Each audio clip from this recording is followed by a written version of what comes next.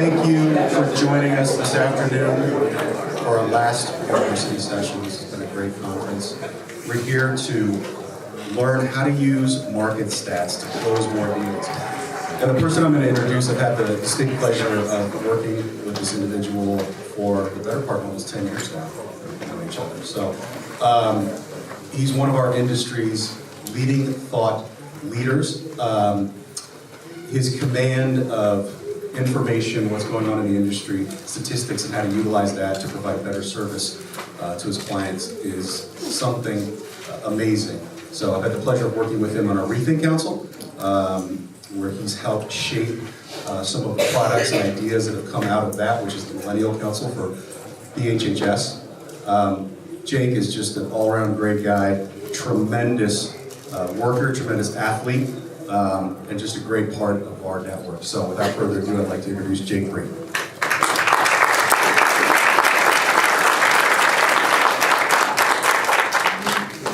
How did we get all of you to attend the stats class while I passed the life planning class? Who are you people? Right? And did you picture me up here with Coke bottle glasses and in Excel doing spreadsheets? I can do that, but really where I've made my living in my career is not the collection of data, it's bringing it to life, okay? And you'll find that a lot of people kind of have this sort of attitude about statistics, right? I mean, does anyone resonate yet? Yes. So I'm gonna say half of you came here because you feel like this, but you wanna see what I'm gonna do. And the other half are really looking for data, okay? Well, in an hour class, we can't dive too deep into spreadsheets and data, and I'm not gonna show you how to do a crystal ball analysis in Excel. But what I am gonna show you what to do is to bring the market to life for your clients and to use information and data in a colorful way so that you can convince them to do what you want them to do, okay? So, another thing about statistics is if you feel like this, I can change your opinion like that. Think of a set of numbers. If you go further into all these numbers, you just might start seeing more numbers and falling asleep. But if you put a dollar sign in front of it, what does that mean? Okay? People are often up or down, they're drawn to numbers with dollar signs in front of them. Okay? A little bit about myself first. Sold over $500 million in 15 years. I was a solo producer, then started a team. Some of my team members are here. We're known as Team Utah Cribs in Utah. I've managed 2 luxury brands, Berkshire being one, and the other I won't tell you, but started it up in Utah. It went well. Ran 4 other ancillary real estate businesses. I find real estate's one of the best opportunities to be an entrepreneur, as many of you know. And everything from software company, construction company. We've owned, remodeled, done over 100 units, flips, rentals. I'll show you some of those in a second. And then as Jason mentioned, I was on the Rethink Council when it started in its inception 5 or 6 years ago, Berkshire Hathaway. And then I ran that the last couple of years, was broker liaison to that. Here's some of our projects in Salt Lake City, Utah. All these have been done within the last 3 years. Many of them have been designed by my brother and I. We do this on the side because my main business still is production and selling. But I'm not showing you this to boast. I'm showing you to later on paint a picture of how I even use data and statistics to help me do this on the side. Okay? And all of them except for this one and the top middle were ones we designed ourselves with no architect. Okay? So, I would say about 10 years into my career when I was still rather young and had some success. You can read my bullet points while I talk. Because I don't stand here and read my bullet points, you know, and I go off script quite a bit. But I started getting a question, and I was having some success with production. We were doing these cool houses. We were in the newspaper for having done the first fully solar and geothermal house in one of our neighborhoods in downtown Salt Lake that was getting regentrified. And I started finding that people would ask it a different way, but the most common question I was getting in my career behind, hey, how's the market, was, what's that one thing you do to have success? Well, if you boil it down to one thing, you only have 30 seconds. What can you tell me that you do that will help me have success? And as I taught agents more and more, I thought, I don't know, I don't want to be cliche, but what is that? It took me a while to kind of put that into a bottle, but for me, and only for me, you have to define it what it is for yourself. But for me, it literally became using information to paint the right picture and make it understandable to everyone. Okay? And I'll show you how that works. That's what we're going to learn about today. So you're here probably for a little self-exploration, a little bit of learning, and I'll tell you the only person that doesn't really need to stay in this class. Who's a 10 out of 10 on personality? I mean, you're just, okay? If you don't know what I mean, let me describe it this way. My business partner, who's holding down the fort back in Salt Lake City right now for us, I started with him 14 years ago.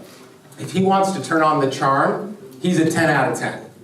So you know you're a 10 personality-wise if you go into a listing appointment and you don't bring a listing presentation, you don't have any comps or data, but you walk around or you've got the DocuSign or whatever ready on your iPad, or you've got the listing agreement in your hand, and this is what he does. And I've seen it well over 1,000 times in my career.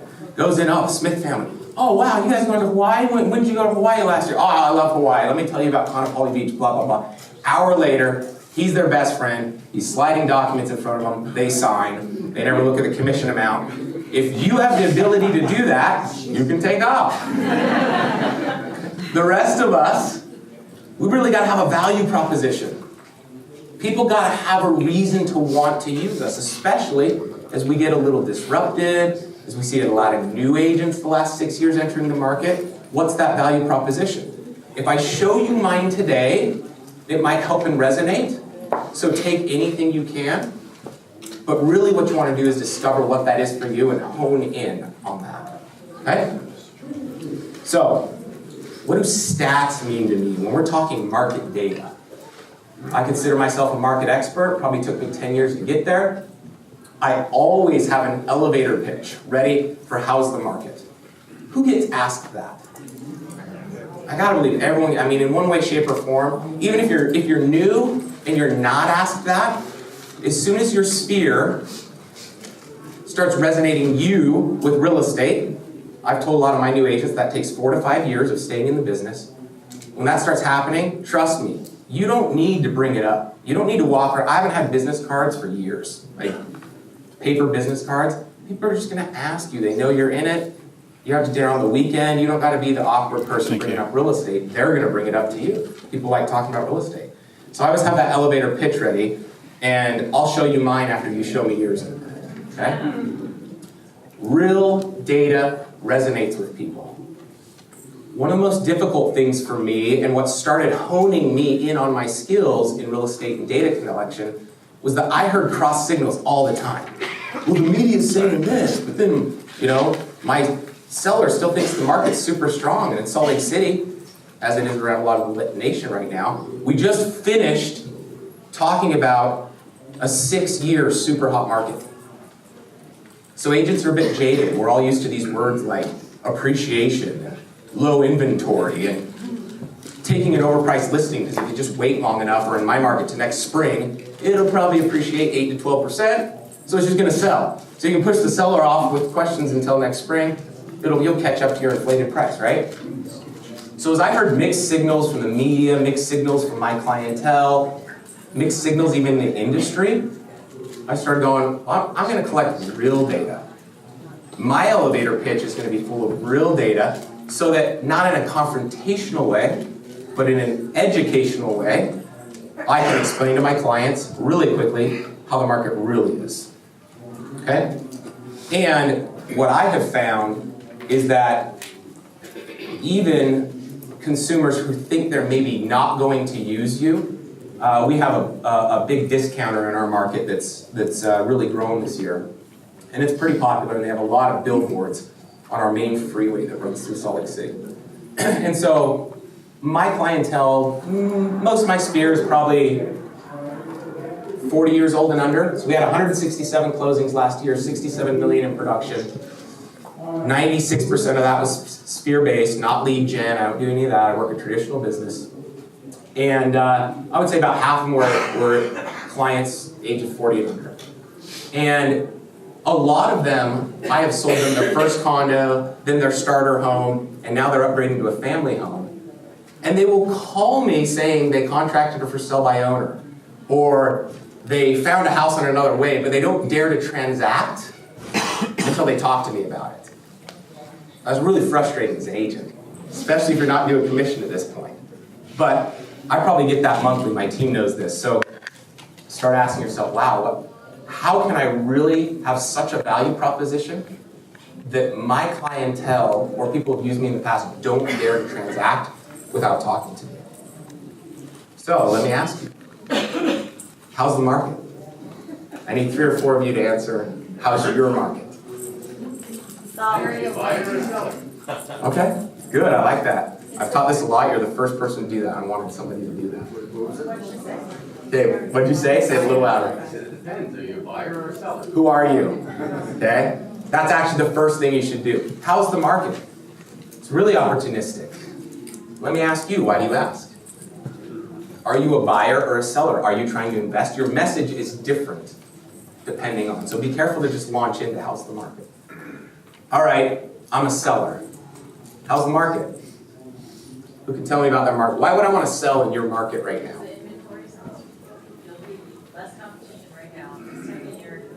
Okay, so if inventory is low, there's less competition. That's a solid data point you can bring up, for sure.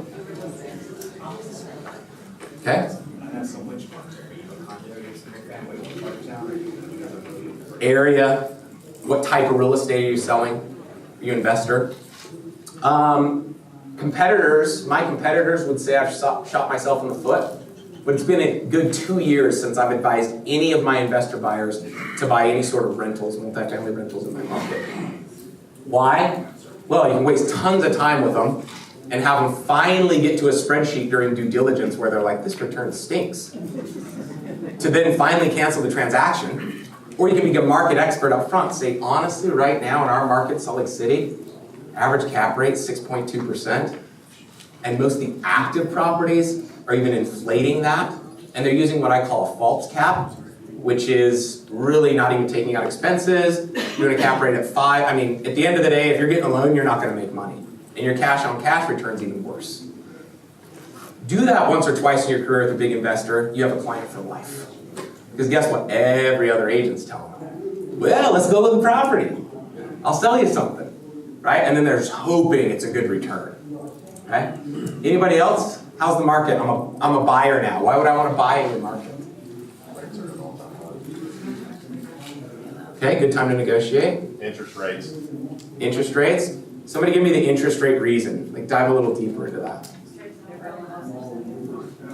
Okay, your buying power. You can do the for every 1%, you can buy this. Investors get a 7-year really low rate. Yep. What's an inverse relationship between what these rates are and what you can afford? Yep. So your buying power goes down as soon as they go up. Cost of finance now is going to be less than it is. Buy that money down. Yep, better opportunity to use that money down. So if you combine interest rate and appreciation, you can run some calculations on what it's really going to cost them to wait, right?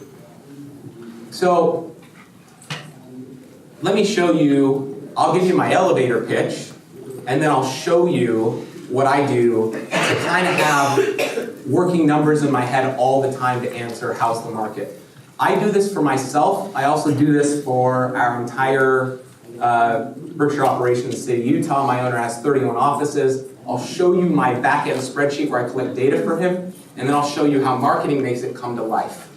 Because you're going to walk a path with me today where gathering the information is one thing, but how you say it and how you make it come to life is the art form, and that's a bigger deal.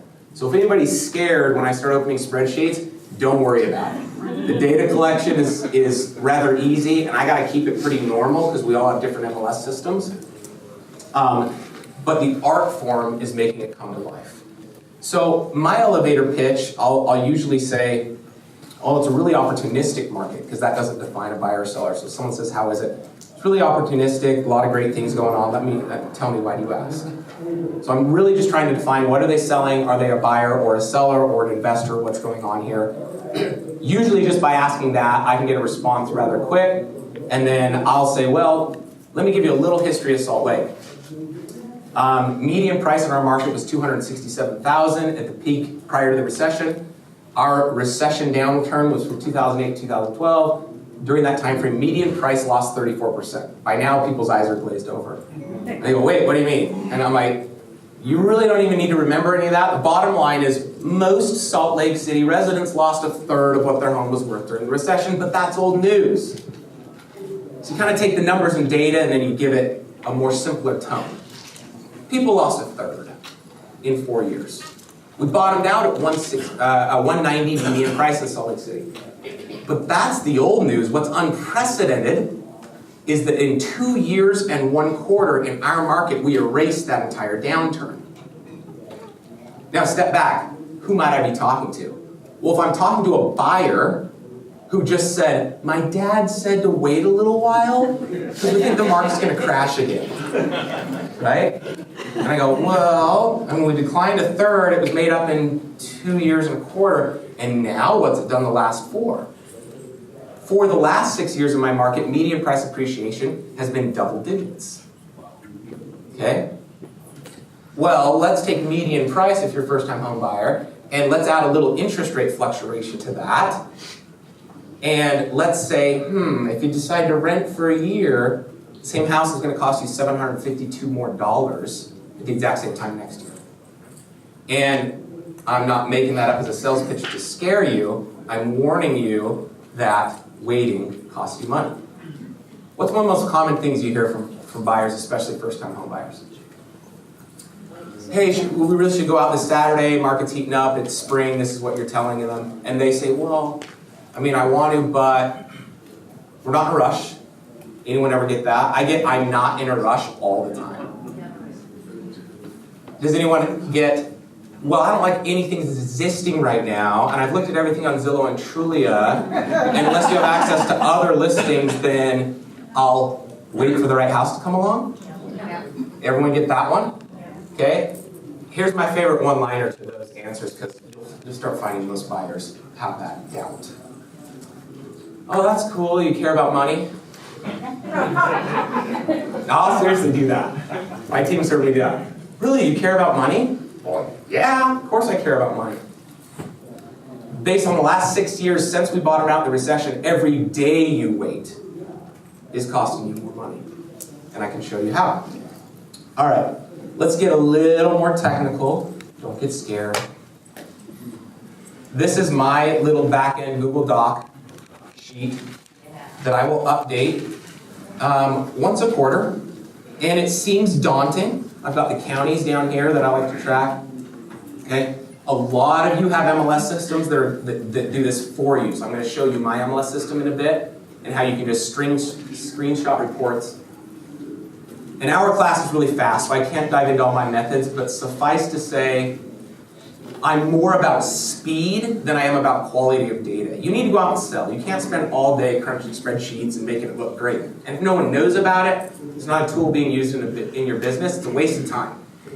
But gathering the data gives me a leg up on the competition because I know real numbers. I don't just quote a local news article. Okay?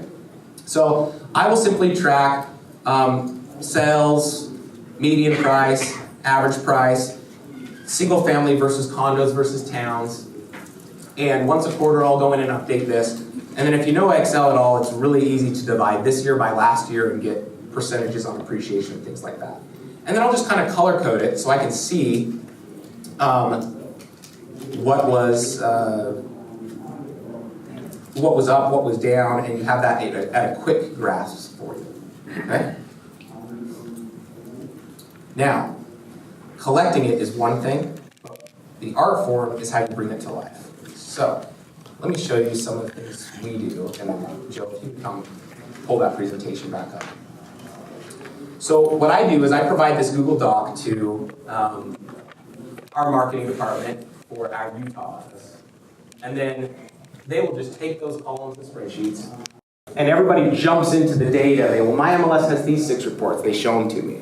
Or I'll get emails after. Well, in my market, the only thing I can get from my MLS is a little report that tracks median price, unit sales, and something that our local board associations, and they send it to me. What can I do with this? No, you got it all wrong.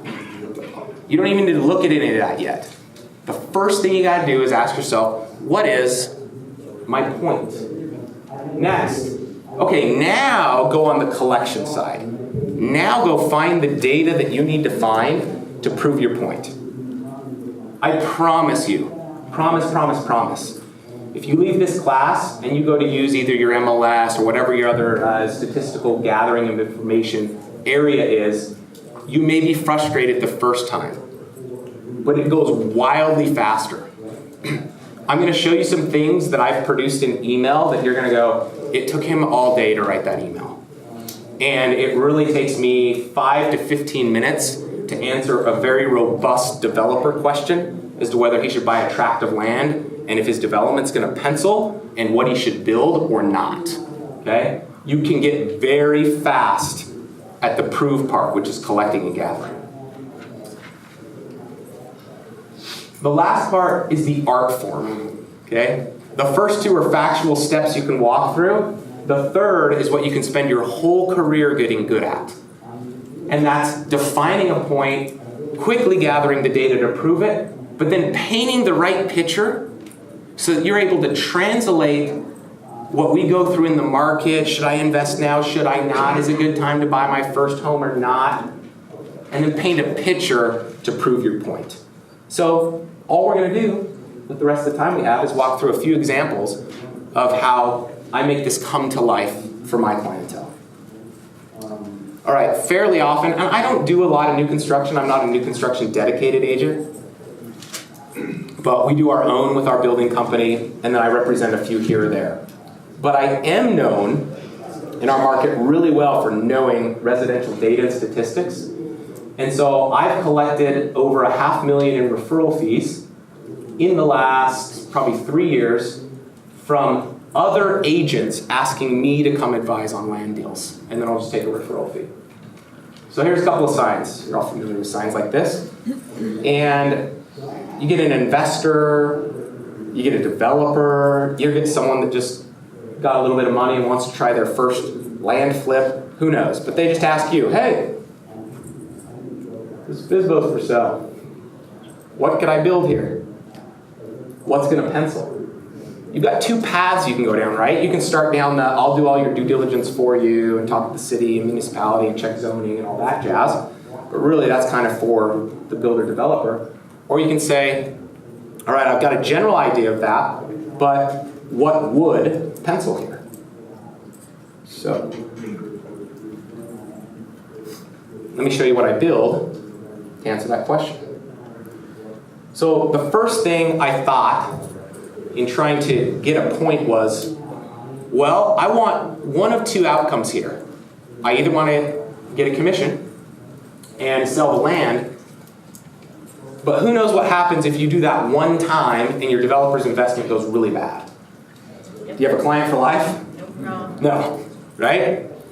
So sure, I want a commission, but long-term view, I want a client for life. If you have a developer for life, well, that's a whole other ballgame.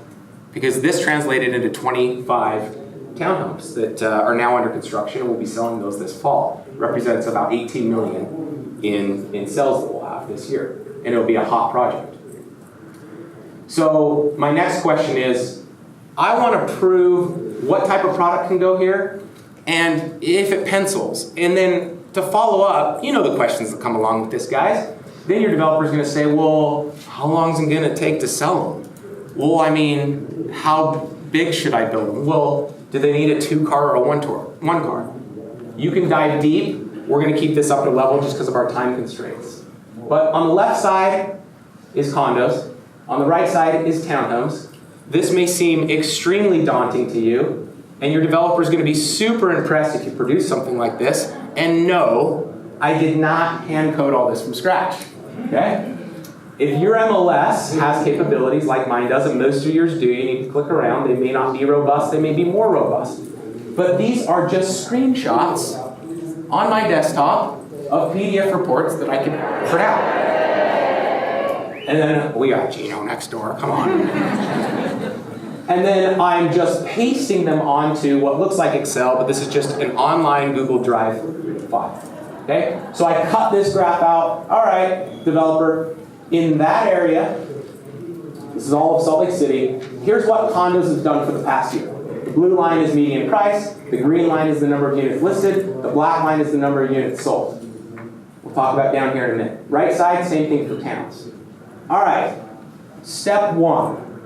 I've produced all this. Before I show said developer, we need to ask ourselves, what was I trying to prove?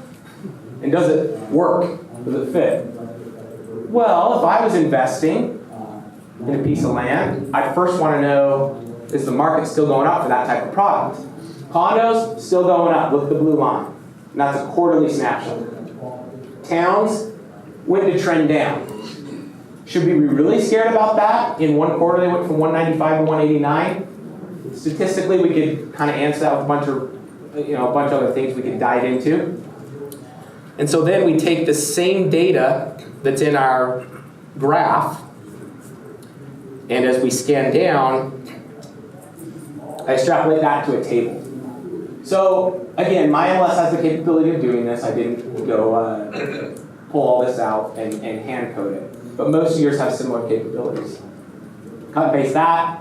Looks like on average, if you're going to build a condo product, it's 2 bed, 2 baths that are selling. Towns average 3 bed, 3 bath. So you better do about that big, and 1,600 square feet is the median square footage, based on about 1,000 sales last year.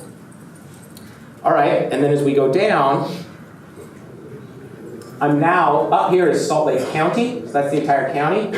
And right here is the specific market that tract of land was in. So that's a sub-neighborhood called Sandy, right? Here's how many are active, under contract sold. Here's how they've appreciated. Great.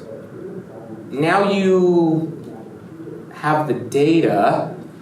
You want them to close the transaction. You've got a point. You're starting to formulate it. Here's kind of the high sell comps. And again, that's just a screenshot.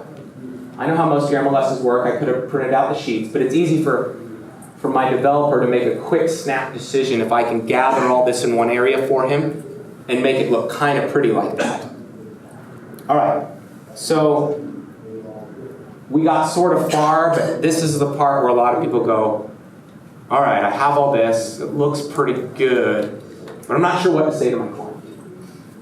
So I'll do a summary at bottom. My quick take, number one, condos are much tougher to finance than towns. For that reason alone, if towns can be built, I would develop towns. Having said that, should this go to condos, here are a few conclusions after reviewing the statistics. There are no comps to Sandy. There is no comparable high-rise product. If you look in all of Salt Lake City, the most expensive per foot units that have sold are in urban walkable ski areas. The Sandy piece would fit that bill. Having said that, this looks to be, most of these developments have been built are around 1,000 square feet in size for condo units. They've got to have views, has to have high ceilings, private garage and private parking, and 300s is going to be your absolute max. That killed it for this guy.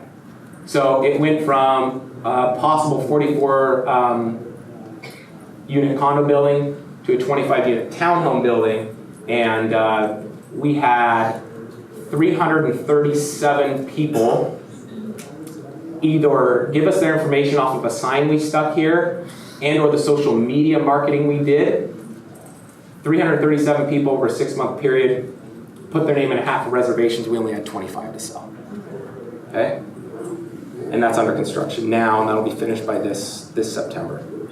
The other tract of land, the other sign that he called on, which was the one next to that other picture, that's going to be a 52-unit development that hopefully start next spring. Okay, so we gather, we ask ourselves, what's my point? We go gather some information to prove it. But back to our art form of painting a picture. My team has been rather well known for our videos. Here's our YouTube vlog. We do some funny, funky things. We show our clients how our CRM works, because every agent says, oh yeah, I got a CRM, we're collecting leads for you. We actually show them. Been on the news a bit. But let me show you how I make statistics come to life. And this is really what I've been known for. This is 5 minutes. Try not to tune me out. Hopefully it shows you how data really comes to life.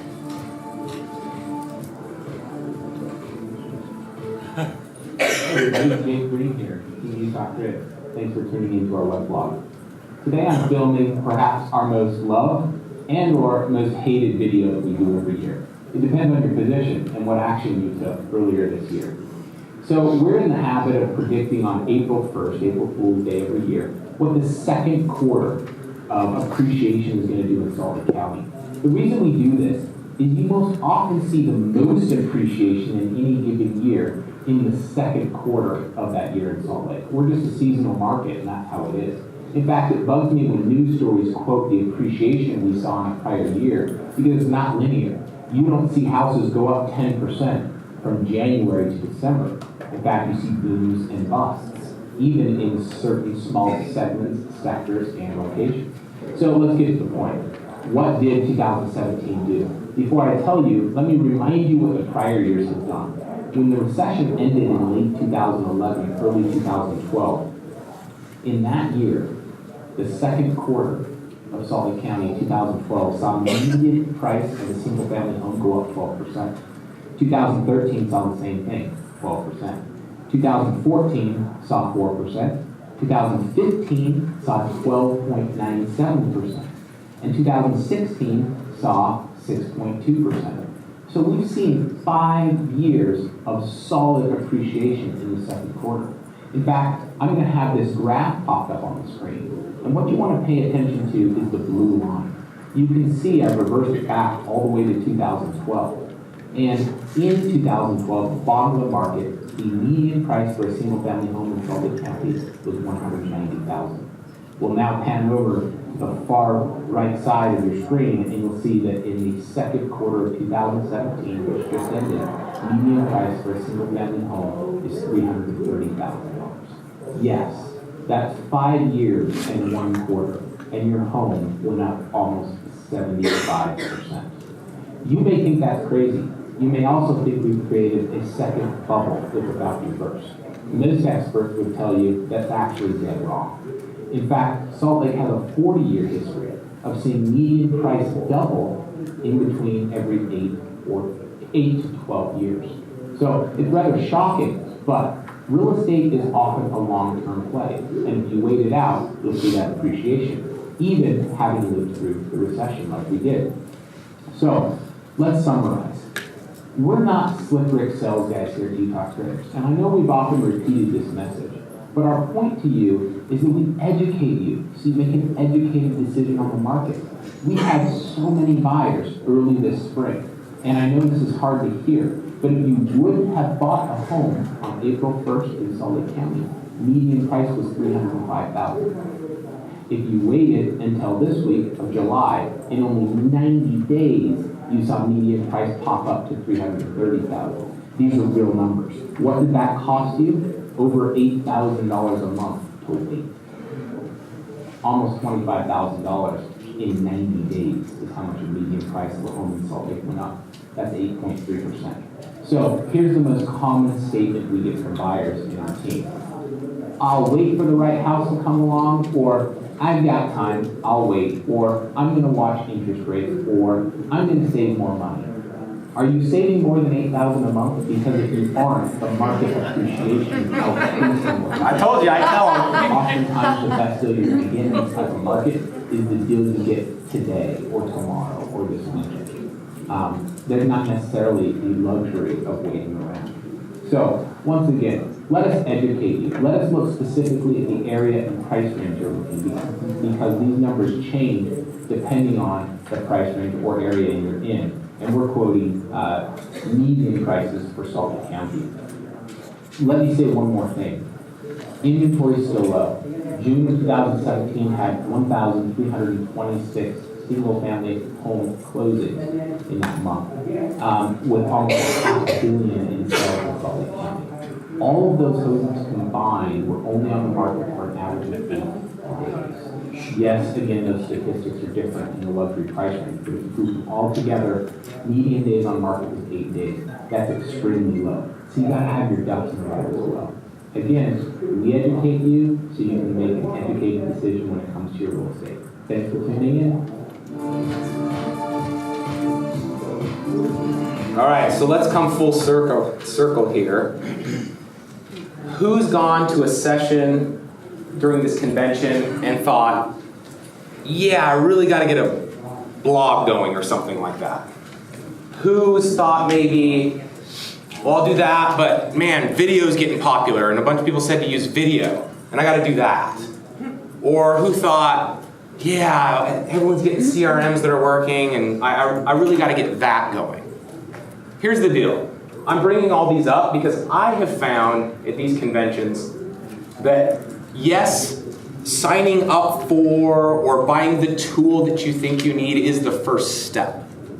But unless you leave with a way to use it and a real way to use it in your business, a way that's really going to help you establish yourself as a market expert, then you're not going to use the tool. We can have the coolest tools. I mean, CRMs have been out forever, and they're constantly changing, and no one's dominated in the real estate space. Okay. In fact, we use one that's just a Gmail add-on because we got so jaded with different CRMs. But I like to give you this information because the format in which you choose to use it, okay, the tool that you go buy to use it, or just the way you choose, can be unique to you. What I mean by that is, there's my example of a way that we have video, we have data, we have statistics come to life. Who thinks they could do that? And honestly, tell me if you think you could or you couldn't. I mean, you really, this is easy. You really can. So that's not a house, that was a fake green room behind me. Okay? But you don't need that elaborate setup. If you have this, you can kind of make it stay on your desktop like that. I put it against my screen at my office. And I did this last Friday to answer a question. I said, Chris, is the green room ready? He's like, it's going to take a little while. And the battery's not charged. I said, forget it. Put this on my screen, hit record, and yeah, it's not edited. It doesn't look perfect. So step one's your format. Step two, is the data I went out in there impossible for anyone to get? Can you all get that data? Yes. How long would it take you? Not very long. Like, you're all agents. You know what I was talking about, right? Right, it's in our MLS. Yeah, you didn't need much. I mean, yeah, I spent 5 minutes, blah, blah, blah, proving the points, but I only had one graph, and all I did is go back and look at median price the last 5 years. So that took maybe 5 minutes to pull out the MLS. You can customize it for a little neighborhood and zip code. If you're an expert there, you can expand it to your entire county. So back to point, prove, paint. Gathering the data and collecting is not tough, but that's the hurdle you got to get yourself over. You got to leave today and go, all right, how do I get data? Are there statistics in my MLS? And just get in the habit of looking at them. Does anyone remember the first year or two they were a new agent and they actually loved, even if they didn't have a client, just like surfing the MLS? Checking out houses, learning what a deal is. Oh, I don't know if this is a deal, right? So if you apply that same passion to going and grabbing data, statistics, graphs, I'm telling you, it goes from daunting to like super exciting. And you get really fast at it. Just like you started memorizing keystrokes a few years in your MLS system.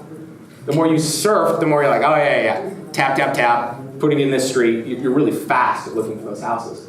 Data comes the same way. Then the art form is how you're going to deliver it. For me, doing video is the easiest, okay? Because you can spend 5 minutes gathering, you kind of know the point you want to prove, and you got 2 paths you can take with your data collection. Am I answering a specific question for a client? And let me make this clear, because this has really helped my career as well. If you're answering a specific question for a client, I don't care if they're a buyer, seller, investor, whatever, and you're pretty sure you're competing, use real data and real numbers, and this might sound silly, but actually remember this or write it down. Quote the real number. If it's last year in Salt Lake County, 10,862 homes sold, say 10,862. Because you come off as an expert if you're quoting the real numbers instead of just, hey, here's a general summary of what went on in my market.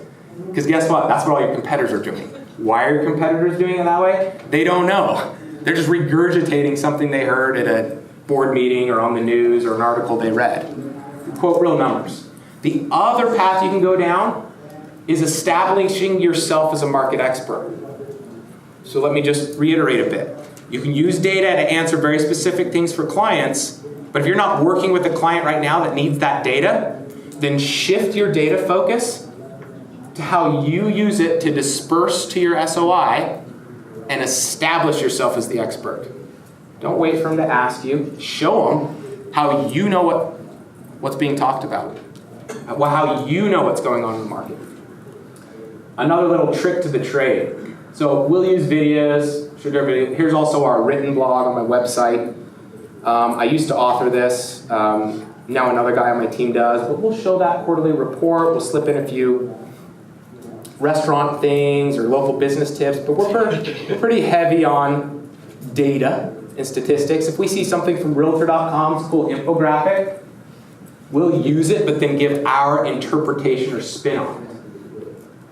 Funny thing is, most of you are already doing these steps. You just may not know it. You're either reading your local board publication magazine, or you're reading your national realtor magazine. You're going through these articles.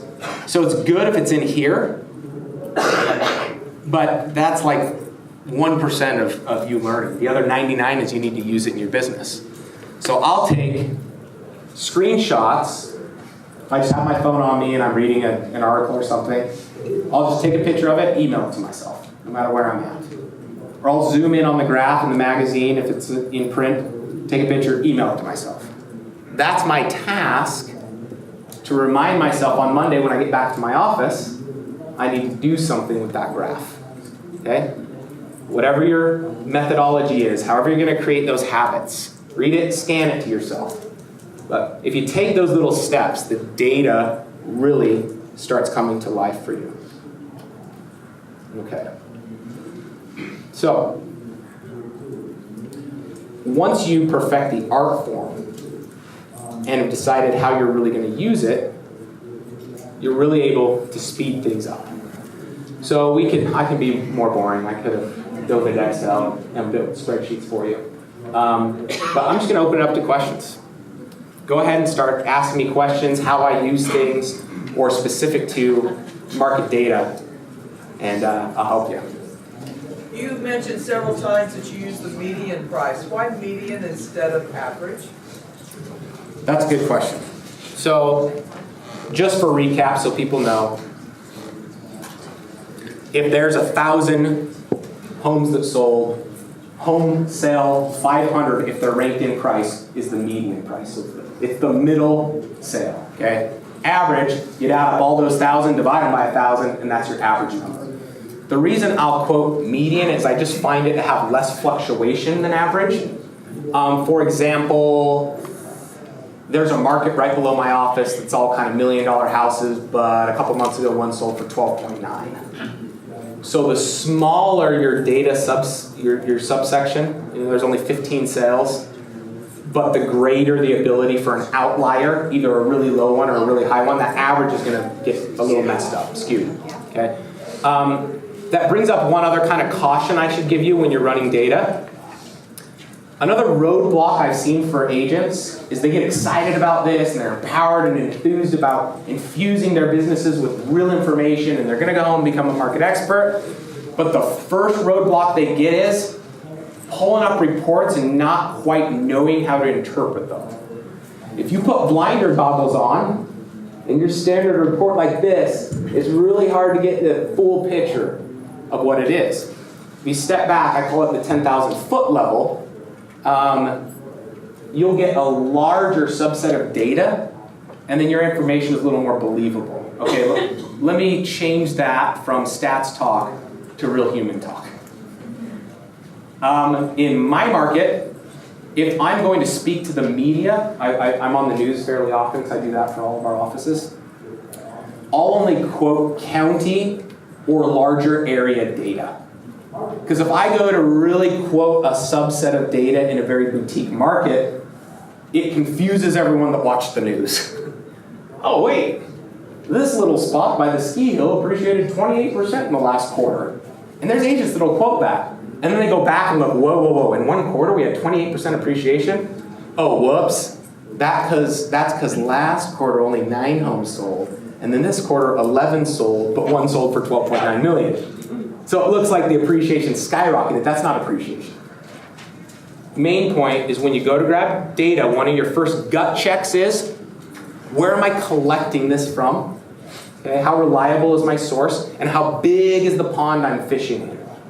Okay, the bigger the pond, the more believable. You should feel more confident in being able to quote those numbers. At the same time, if it's super big, like when I hear national real estate statistics quoted by NAR, it drives me nuts. Because NAR releases an article, and then all people in Utah are coming to me, Jake, are we going to see a downturn this year? Blah, blah, blah. Not in my market. Here's why. But then again, it's another opportunity to prove yourself as an expert. And I'm telling you, one of the best ways you win over clientele is to show them how the media is wrong. And prove it with data. They're like, oh, my realtor knows something. I'm going to use them for life. Good question. All right. What else? Is that report you use in market resource? Yes, so we've got a version of the pretty version, not my table, but the pretty version in Market Resource. Yep. If you go to Berkshire Hathaway Home Services, Utah Properties, Will, are you still in here? Oh, Will left. Okay. We're under there. If not, just my name, Jake Breen at Gmail. Y'all can have my personal email. I'm better on email than I am on phone. Sorry. Shoot me an email, I answer them. And I'm happy to help you out. Okay, other questions? Yeah? Yeah. If you're farming an area, let's say a large area, and then you have 4 or 5 small areas that are 600-700 homes there. Yep. Do like a larger area and then localize it for those homes there, just so you can be that quote-unquote expert in that. Yep, that's a good question. So he said, if you're kind of trying to be the expert in a boutique area, but you're also operating in a larger market, do you collect data for both? I know it seems like I spend a lot of time collecting data, but I don't. It's maybe, I try to do it fast, it's 2 or 3% of my time. So what I will do is kind of get back to these few paths. If I'm collecting data simply to do videos and continually update my clientele, establish myself as an expert, be in front of my sphere, I'm usually quoting countywide data. It's small enough to go, wow, yeah, he's our Salt Lake guy, he knows Salt Lake, but also large enough to give me robust pieces of data. I will shift gears and gather very specific things when I'm answering a question. So, if you're trying to compete for a luxury listing, you can dive into, all right, for all the homes over $1 million here, what are our statistical chances of selling? And who dabbles a decent amount in luxury? Okay, here's what's really interesting about luxury. I have found that a lot of top luxury agents have phenomenal relationships. They rely on those relationships, and a typical listing appointment goes like this. Wow, I just love this house, it's so gorgeous. And an hour later, the agent is saying to the customer, there's not a lot of comps. And what do you want to list it for? Let's just give it a try. I'm downplaying a little bit. One of the top luxury agents in my office, I've been with her time and time again. She's phenomenal with people, but that's kind of her approach. There's been a new school approach coming in that's kind of lost her some listings. Not a lot, but a few. And she's starting to lose more and more because there's people who come in with real information and go, yes, Mr. Seller in luxury price range, I know everyone's floating your boat because they want your $3 million listing. Who wouldn't? But the reality is, For your type of house in this area, let me give you the real numbers. Average days on market is over a year. Well, I just read in the news that average days in Salt Lake County is 8 days on market. Yeah. They're quoting general statistics, right? Not in luxury. Let me show you for your area. So, again, the point is never to be confrontational, but to establish yourself as the expert. It doesn't win over everybody. Like I said, if you're a 10 out of 10 in personality, stick with that. Okay? You'll just get them to sign your listing agreements without having to go over any data. But for the rest of us, that's a way you can use it powerful. One of the most powerful ways to win people over is to come up with a phenomenal way to show them that they're not thinking on the right path, but do it eloquently enough to paint the real picture you need to paint, to prove to them where their list price should be or how long it's really going to take to sell. Who's had a listing that takes over a year? That's a crazy amount of work, isn't it? I mean, the first month you're kind of like calling them each week, giving them updates, but I mean, what do you do after 6 months? Right? Yeah, sure. Do you track? It's interesting. I'm from Fort Lauderdale. Okay. Miami. So, we're very international, and we do have those players in the market that are scale brokers. We have people that espouse things. And I'm wondering, I use data on commissions too. Yep. The commissions, advertising commissions paid. Yep. And do you do that? Do you track that? Do you do that? I do. So we have, she asked, hey, she's in Florida. There's a lot of discount brokerages popping up, and she's tracking data on commissions collected, commissions paid. We have 2 MLSs in our main market. One of them tracks that, one doesn't. And so I'm able to get that data easily for one of them and not for the other. But when I need to, yeah, it's a powerful tool. Oftentimes I'll kind of just take that question on with abate the how much you're paying in commission and go straight to what's their net going to be and jump to those numbers. Right, but the elephant in the room is you got your tax that. Yep. And so, Yep.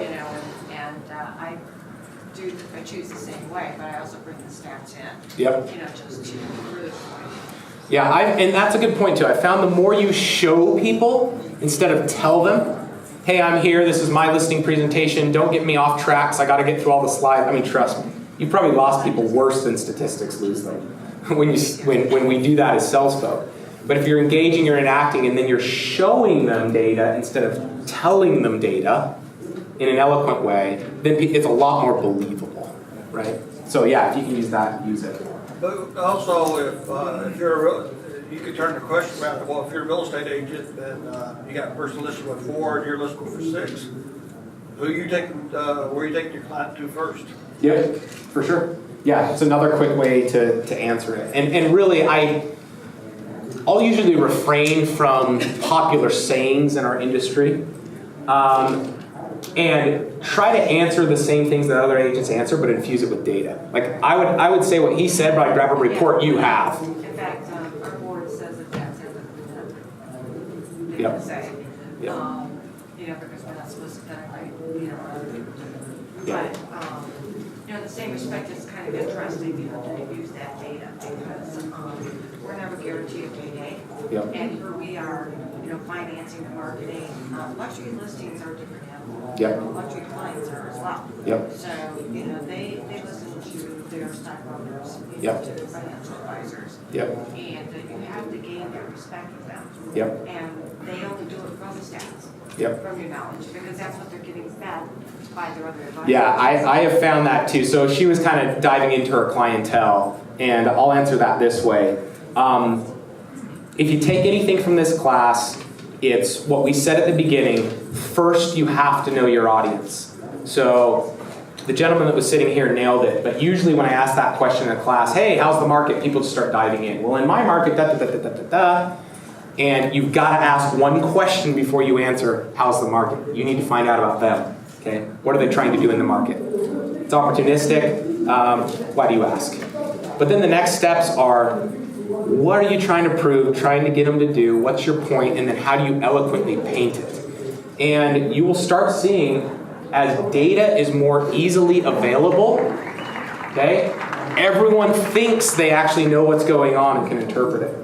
So where your value proposition is going to get stronger and stronger is actually being the expert to interpret it. It's funny. It's funny how everything got uploaded online and everyone thinks they're experts and they can do it themselves. Yet, we're still hiring attorneys. We're using agents 11% more now than we were 5 years ago, according to Gino's presentation yesterday morning, right? Well, why is that? Because there's so much being thrown at us that we need an expert to interpret it. So I'm telling you, for those elevator questions, the parties, just establish yourself as the expert. For me, the easiest way, read an article, get in the habit of sending it to yourself. Grab a graph once a month off the MLS and try just filming a video, even if it's just this. Guys, the tools are less important than actually going through the steps to create a habit to do it and keep it consistent in your business. Promise you as you do, you'll have more closings. It's the number one thing I've done in my career. Thanks for coming.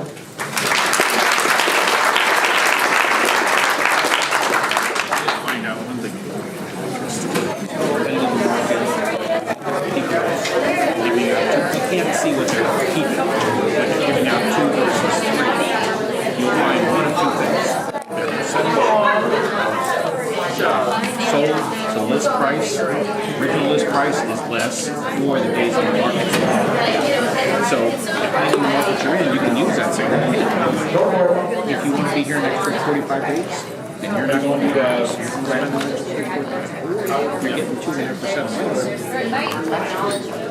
Time is going too. I hear you.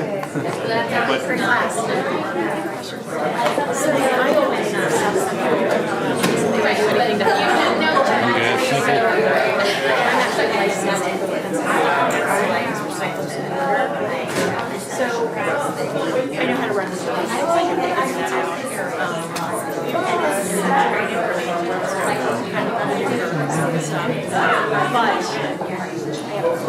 Friends and clients, that's how they get it. So do you just say, Yeah, so you here's want, some information? it depends on how you have your sphere of influence categorized or what CRM you're using and how dialed it is. For me, I'm pretty organized, but I'm a speed guy. So to have it so dialed, like, hey, my subset of clients for this market are in this CRM and this, forget all.